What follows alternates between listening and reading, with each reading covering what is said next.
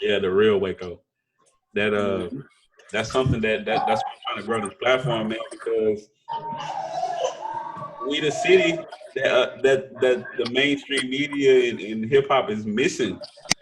You know what I'm saying? I'm trying to grow this platform so big where in the middle of Texas and they're like, oh, what's that? That's Waco. They got, people like rappers, all of that. And by the way, for my young people watching this, listening to my voice or whatever, they have the life of what your favorite rapper spits lyrics for without being a rapper or doing any kind of violence. So I just want y'all to know that. Stay school real quick. So you get yourself together. You ain't gotta be a rapper or a trapper or anything else to have money or get to where you want to in life. So well, man, that's the stigma that comes from our community, bro. Yeah. They think you can only make it out, and this is what the media depicts. Yeah. When you're black, when you're a person of color, the only way you can make it out is being an entertainer, a ball player. Yeah, I was gonna say that, so I forgot about the ball player part. Yeah, or being a musician. Yeah, bro, we've used what God has given us, our minds to take it to a next level. Bro, Amy's not even 30 yet. You know what I'm saying? Bless her heart. 21 again. She just had a birthday. Yeah, happy birthday, Amy. Thank you. Yeah. But we already have a net worth of just around $3 million. You know what I mean? Y'all hear that, right? Coming from nothing. You know what I mean? So it's never that you can't do this, you can't do it. I know if I was able to do it and all the trouble I went through in my youth, anybody can do it. Yeah. You know what I mean? It's just how you apply yourself and never take an L as a loss, but take it as a lesson. Yeah. In every situation, you can learn something. And I think people don't humble themselves to realize that. Like, man, like it's funny, man. I've tried to mentor, I've come to younger cats, man, just trying to give them game, because I used to be that same young cat, you know what I mean? And they shrug it off. They don't want it, man. What do you know? I'm like, if you only knew what I knew, you know what I mean? Yeah, for sure. That's where we have to humble ourselves. And, God gave us 2 ears and 1 mouth for a reason. Mm-hmm. You should listen more than you talk. And I do apologize, man. The twins just came back downstairs, man, so they're being a little rowdy. So you'll be able to hear them. Nah, man, the female watching. You just move them out real quick. Amy's gonna move them out real quick, but she'll be right back, man. Yeah, I got a question for Amy too when she come back. I was gonna get into that, but go ahead. Keep going. See what you say. Yeah, man. If we listen to game more than try to speak over somebody, man, bro, I'll tell you what. If I took heed to the game my old heads gave me, bro, when I was young, man, probably 80% of the pitfalls I went through, I would have avoided that. Yeah. Like I alluded to earlier, I said, like, me and my dad didn't see eye to eye. He felt if I wanted to be my own man, get out the house. Yeah. You know what I mean? But, the things he was telling me was correct. Yeah. But in my adolescence and my youth, I thought I knew everything. Yeah. I knew nothing. You know what I mean? So that's what I would implore younger people, man. Listen to what your older generation is telling you, because they've been through those things, man. History repeats itself. Many of those things you're doing now, somebody's already done that, and they understand the potential pitfalls there. You know what I mean? Yeah. Just listen to them. And I'll tell you this as well, man. Everybody that's older is not your OG. Somebody that's going to guide you, bro, to do the wrong thing, that's not your OG. That's not your OG. Somebody that's going to build you up, man, and give you the facts in life, that's your OG. He understands, man, if I took an L on this, I'm not going to sit here and see somebody that looks like me take that same L. Yeah. That's a fact. That is a fact, bro. Big fact, and I've had so many people that were instrumental in my life like that, man. If I could, man, salute Jay Will, man. Yes. Jay Will was a real one. We bumped shoulders at the hip-hop documentary. Yeah, man, he was a real one, man. That's still my big brother to this day, man. Yeah. He gave me the game when I was younger, If I could salute Ryan. Man, we similar in age, but he gave me the game when I was younger, man. You don't want to do that. He gave me the game. You know what I'm saying? Yeah. So, man, when people are out there looking out for your best interest, man, don't brush them off. Listen to them. And listening to somebody else, that don't mean you soft, man. That's what we have to get, man. The term they're using now is toxic masculinity, man. And a lot of the youth, man, yeah, a lot of the youth think, man, you have to put on this macho show 24/7. Well, man, if you're going around macho 24/7, you're missing out on all the luxuries in life. The best things in life are free. You so macho, you can't even laugh at an event. What kind of life is that? You can't even cry. You can't even cry, man. Come on now. I'd be damned if I live like that. You know what I'm saying? And that don't make me less of a man than anybody. Mm-hmm. You said you had a question for Amy. Yeah. I was gonna ask her, man, about the baking company. Oh, okay. So yeah, me and my mom just decided to go ahead with the business that she's actually been doing since I was little, baking. But we decided in January to go ahead and make it official. So we own DJ's Dessert Jars, which means we specialize in individual desserts for like any type of event, birthdays, corporate events, weddings, baby showers, birthdays. So we do different sizes, and whatever you like, we can make. Cakes, cheesecake, pies. These we specialize in posets, which is a fancy word for a small cake. No, it's not. What is it? A posset is a dessert that they have in England, and they only have lemon. It's like custard, but it's not eggy. It's really, really smooth. It has like a yogurt texture, but it's really creamy. And so they only have lemon, but we made a line with other flavors. So we have 6 different flavors, as well as lemon. And everybody loved them. We had 2 people actually from England try them and say it was amazing. So that really helped us out. But yeah, we do all kinds of things, and we're growing that as well. So I do vegan desserts as well. We will have sugar-free and keto as well. So we're definitely getting out there. Yeah, see, that's the one of the newest business ventures that we have right now. Yeah. But I'm hopeful when this pandemic clears up and the economy stabilizes, that's going to be a real big hit too, man. Yeah. Usually whatever we put our hands on and we put our machine behind, it becomes a success. You know what I mean? And these treats and desserts, man, they're so delicious, and the presentation is so pristine, man, that I don't see how it wouldn't be a success. Yeah, we have people still messaging us now, asking if we're still doing desserts. I'm like, no. I have small children. There's no way I can do anything right now just to keep them safe. But I'm like, as soon as this is over, I'm open for business. So man, people still trying to get me to pull up on them for interviews. I'm like, dude, like, no, I'm not coming around y'all. Bro, your immune system ain't on point or what? So as a kid, this ain't about me, but I gotta tell you this. As a kid, I've always been like real sickly. Like, wow. I used to have asthma like real bad, like really. I couldn't even eat hot Cheetos. I swear to God. Really? Yeah, they used to make me choke and all. It was crazy. Like, I used to be on a lot of medicine stuff as as a kid. I used to be real skinny as a child. Like I really did. Then I started getting on all the medicine. Hey, you thick now? Yeah, man. Well, no, I got thick because that's good. That's good living. Yeah, So but that's can good we see stuff, the rock, man. by the way? What's that? Can we see the rock on Amy's hand, by the way? No. I always. Hey, man, that's a nice ring. Man, it's crazy. The first rings, when we first got married, man, like I said, we didn't have much money, man. I applied for a credit card with K's. Yeah. You know what I'm saying? They say, yeah, man, we'll give you $1,200. I'm like, shit, I'm just a ball out. That's the most money I'd ever had at one point in time, right then.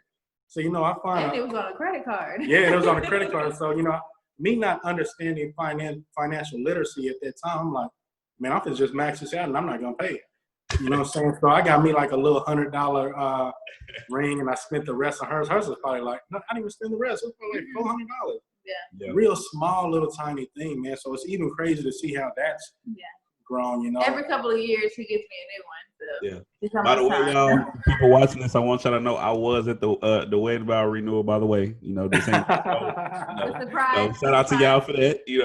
I almost shed a tear, man. I don't even cry like that. Hey, bro, I was crying, wasn't I? Yeah, I saw. Bro, they surprised me, man.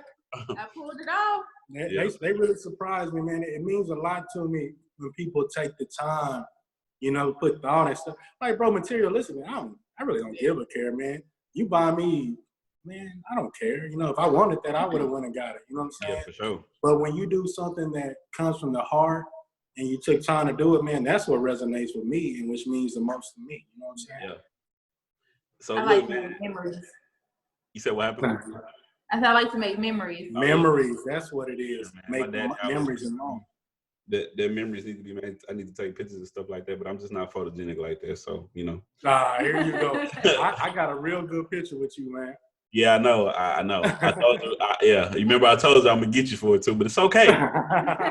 If we talking about the same picture of me gagging, throwing up. Oh, no. See, look, that's the story we should have started off with. The first time we went to like an event with him, we went to Dre's. You know Dre? T's homie Dre? Yeah. We went to the Cowboys game too that day, right? Yeah. Shout out to you for that too, man, because that was. Well, it was two little drunk dudes. We didn't know them. These two white guys. They was drunk. I think I remember this. Yeah, we had some drinks. And I'm thinking, man, because, man, in the car, he just, This is when he was dying. Yeah. Out of nowhere, though. Like, tell her, it was out of nowhere. Man, that's when I really didn't know you well then, bro. But I'm talking to T. I hit up T the next day. I'm like, bro, your little homie, he really can't handle liquor, huh? What's wrong with him? I say, what's wrong with your homie? Yeah, but man, it turned out it wasn't even the liquor or anything. Yeah. It was the what was it? It was a virus. It was called the norovirus. I had never heard they told me about that. Yeah, Aspen has said that. Yeah, that's crazy. I can count on one hand. It's only been 3 times in my life where I threw up off liquor. So we can we get the stories or what? It's quarantine time. We ain't doing nothing else. That's for another show. Yeah. We hey man, it really ain't too much to it. You know what I'm saying? First time I tell you what, bro. If we talking about viruses, you want to talk about this craziness going on? Sure. It's coming. I got a few more questions before we get into that too, because that's a sensitive topic right now. Okay. But now my next question, bro. Like, now I don't want you to give away too much sauce, all right? Mm-hmm. But everybody that knows me, that knows I know you, they're like, dude, what does he do? And I'm like, that's not my place to discuss. You know what I'm saying? So if you would like to talk about it without giving away too much sauce and game. Yeah, I won't give too much sauce. And it's just not me. It's a combined effort. It's a joint effort. Family thing. Me and Amy are as one. We got married. We're united. We're as one. So everything is us together. You know what I'm saying? Without Amy, none of this happens. Without me, none of this happens. I'm glad you said that too, because a lot of people don't realize that. They just ask, "What does he do?" And I'm like, "It's what do they do?" Exactly. Yeah. And bro, to be honest, the best way to answer that is, what don't we do? Yeah. When there is an opportunity to create some positive cash flow and the time is there, why not do it? My motto is this, or how I'm wired is this, bro. While you're young, you're able-bodied, go get that money. So that's why it pains me, bro, to see like these young, able-bodied dudes who just want to sit on their ass, bro. I don't understand that, because that's not where I come from, bro. When I was young, bro, we picked pecans, put them in trash bags, took them to Chapman's. That's how we was getting money. Picking pecans, no lie. You know what I'm saying? Country, but yeah. Yeah, you see, you did the same thing? Oh, absolutely. What? We got pecan trees in my grandpa's front yard to this day. Man, my grandma, they called her Grandma Boo Mama, bro. Yeah. She had a little pecan tree, bro. It was always dropping them, bro. My grandpa Willie, give us a trash bag or them little HEB bags, fill them up. We can go take them to Chapman's. You know what I'm saying? Or if we wasn't doing that, bro, we're going to get the cans. Take the cans down to, what you call it, Lipschitz or something like that? I was just going to say Lipschitz. We still go there, too. I still got a card in there from Lipschitz. Do you? Yeah. So I'm going to tell you how we used to try to finesse the game, bro. We would put rocks in the cans to try to make it heavier. You know what I'm saying? To get a few more dollars. Bro, you would still have a big old trash bag full of cans, you probably walk away with. $5. You know what I'm saying? You could come with 10 bags. You still probably only make $20. You know what I'm saying? So you're doing all that work. So it goes to show, first, our foundation comes from working hard, finding any kind of way to make money. So even now that we're older and we know we come from that, now when we know we have leverage to make better deals and do this and that, when any opportunity arrives to make cash flow, we're jumping on it. I'm gonna tell you this. One thing I hate to see, bro, when a person has no job, but McDonald's is hiring, man, I ain't fit to work in no McDonald's. Well, you have $0 coming in now. If you get minimum wage from McDonald's, your life has substantially become better, right? But people are so stuck on presentation, or I'm gonna be thrown on Facebook or this or that, and that's what people have to get out of, bro. The next person Me, bro. If the money was right, bro, somebody told me go shovel cow shit, I'm shoveling cow shit. You know what I'm saying? But some of the things we have our hands in, man, we're entrepreneurs now. We own businesses. You know what I'm saying? Like we just sold a business for $250,000, bro, right before all this happened, bro. Yeah. You know what I'm saying? One is located right by you. You know that location. I was just about to bring it. I was gonna bring that up after you got done talking. I was gonna say, remember the day I see you? I was on my way to work and I see you outside. Yeah, that location right there, bro. We just sold, bro, for $250, bro. I'm like, bro, if you invest in something, bro, that has the potential to, well, is an asset that you can liquefy easily. Meaning you can take this thing that you have that you own and you can turn this into cash easily, bro. You're always winning. That's the good thing about having assets that are easy to turn into cash, because you know you'll always be able to. Let's say if you're down hard one day, well, I can sell this and I can have an influx of cash. Like for right now, bro, if this pandemic lasts another fucking 10 years, we know that we don't have to do anything and we're gonna be all right. The kids are gonna be all right. And that's in place because we did all the hard work and now. You see what I'm saying? That's why I be trying to teach people, man. Don't spend all your money on this thing that has no value. Have something, buy something that's gonna appreciate. You know what I mean? So I know that didn't give away much game of what we do, but to summarize it, bro, we do a lot. We do a lot. Our hands are in a lot of things. You just told people to obtain assets, grow it, and sell it if they want to. I feel like that's enough game in itself right there. If you can't read between the lines of that, then I don't know what you know. So I understood for sure. Just like you were saying, how people spend money on things that don't have no value. So look, I'm gonna bring up the jury thing, right? I love jury, right? Now a lot of people be like, "Oh, why you got all this jury? You." I'm like, well, if you really know something about jury, if you pay attention to the jury I have on, it's solid gold. It's never stupid diamonds and stuff like that because stuff has no value.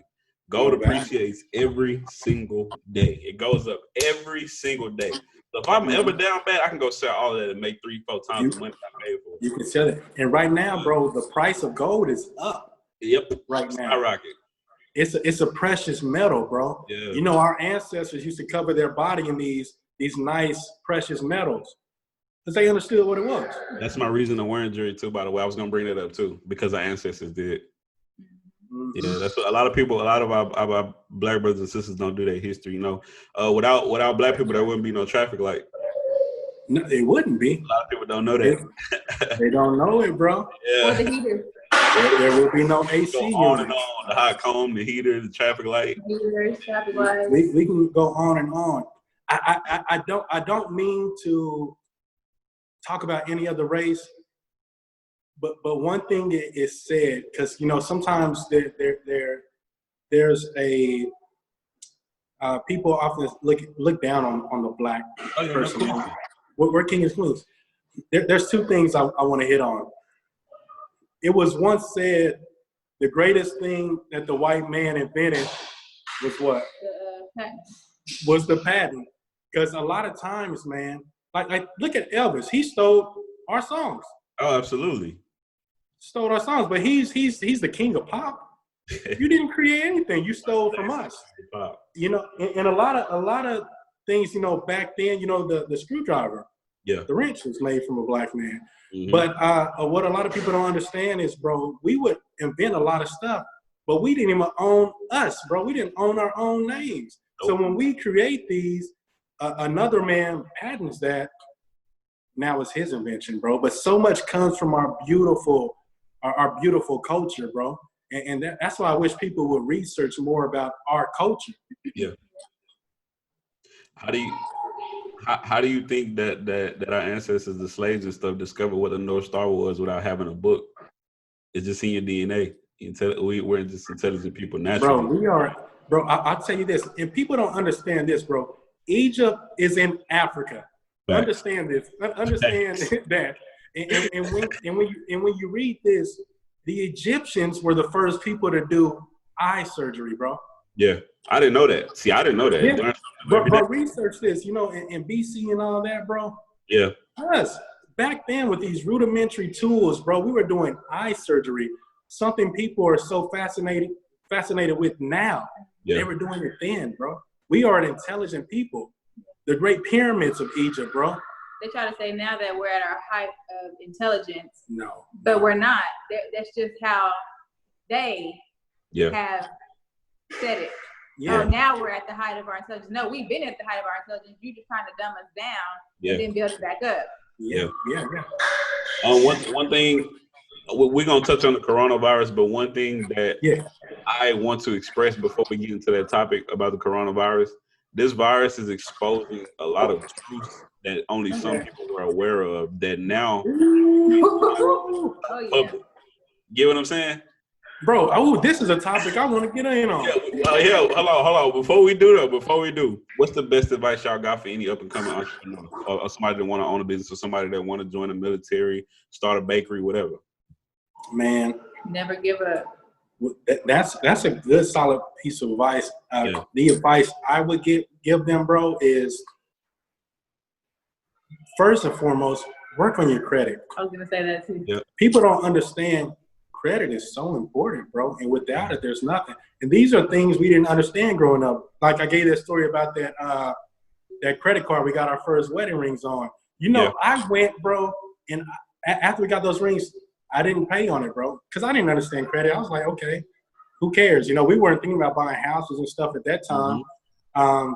So at that time, I think my credit when I finally checked it and I realized it's time to start building credit, I think my credit was like 375, bro. Woo. Well, you know, I saw a meme.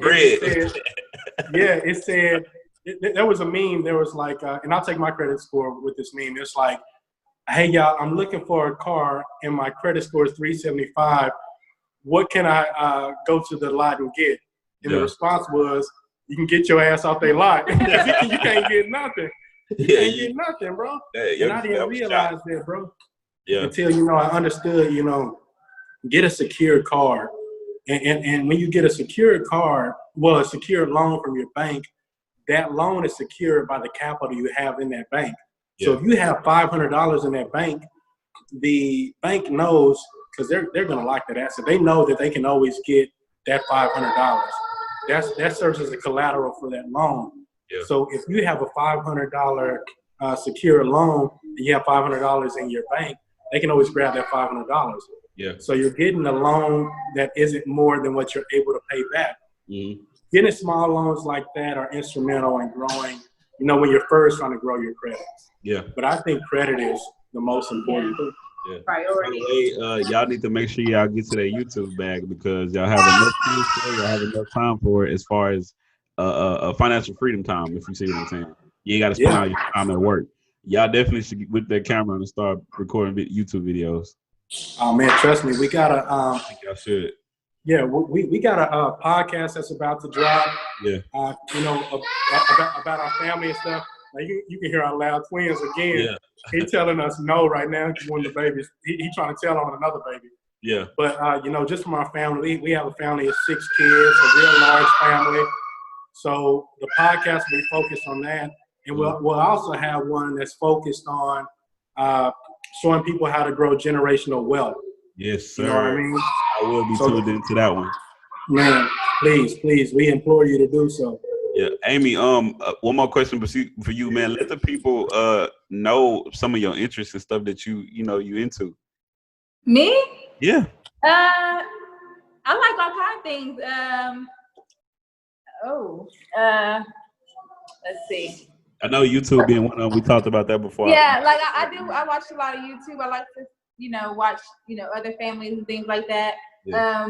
Cooking is one of my things I like to do. I love to read. Yeah. I'm a big Black history fanatic. Like literally, my whole library is majority Black history. Yeah. It's not I've been taught fascinated with that since I was like 7, I think. Yeah. Tell us the name of that book you were reading. Remember the guy? He was white, but he was acting black. Black Like Me by James. Dang. We witness that every day in real life. Yeah. So what he did, he was back in the 50s, and he lived in McKamey, Texas. He's from McKamey, Texas.